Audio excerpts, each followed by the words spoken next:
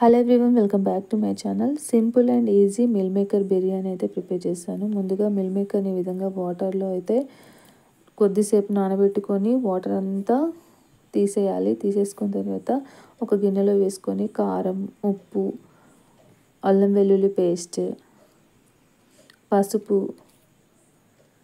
Curd, కొద్దిగా oil వేసుకొని మంచిగా మిల్ మేకర్లకి అంతా పట్టే విధంగా అయితే మంచిగా కలిపేసుకొని ఒక హాఫ్ అన్ అవర్ రెస్ట్ ఇవ్వాలి.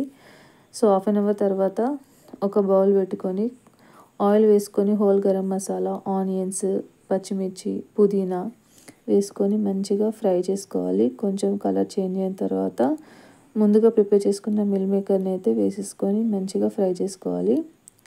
సో ఒక 2 మినిట్స్ అయితే ఈ విధంగా ఫ్రై చేసుకున్న తర్వాత సో కొద్దిగా కారం, కొద్దిగా సాల్ట్ అయితే యాడ్ చేసుకోవాలి. సో ఇది రైస్ గురించి.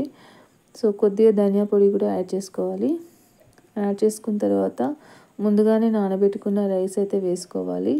సో క్వాంటిటీ తెలుసు కదా, 2 గ్లాసుల రైస్ తీసుకుంటే 3 గ్లాసుల వాటర్ అయితే యాడ్ చేసుకోవచ్చు. సో ఈ విధంగా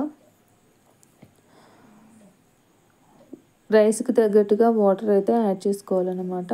యాడ్ చేసుకొని కొద్దిగా ఈ విధంగా కలిపేసుకోవాలి. సో చాలా కలర్ఫుల్గా అయితే రెడీ అవుతుంది. సో ఇందులో నేను కొంచెం కొత్తిమీర కూడా యాడ్ చేశాను. సో లాస్ట్కి కొంచెం లెమన్ అయితే పిండుకున్నాను అనమాట. రైస్ అయితే పొడి పొడిగా వస్తుంది లెమన్ పిండుకోవడం వల్ల. చూడండి, ఒక 10 మినిట్స్ లో ఫ్లేమ్లో ఉడికించుకుంటే సరిపోతుంది, మంచిగా దమ్ అవుతుంది.